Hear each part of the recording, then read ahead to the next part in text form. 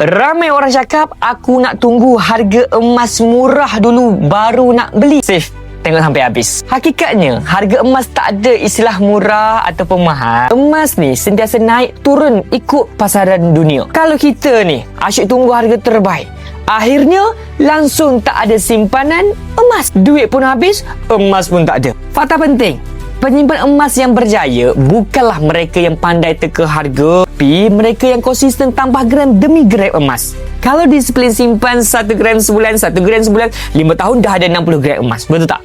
Tahun 2020, 60 gram emas bernilai lebih kurang 13,000 je. Hari ni, nilainya cecah sekitar 34,000. Kenaikan hampir 162% dalam masa 5 tahun je. Siapa yang mula konsisten dulu, dah nikmati keuntungan besar pada hari ni. Siapa yang tunggu, masih kosong sampai sekarang. Nak tak saya bantu anda mulakan tabungan emas serendah RM100 sahaja melalui akaun Gap Public Gold seperti ini? Untuk bermula, rujuk pin video saya tentang 4 langkah daftar akaun Public Gold secara percuma. Saya akan bimbing cara simpan emas yang terbaik untuk anda.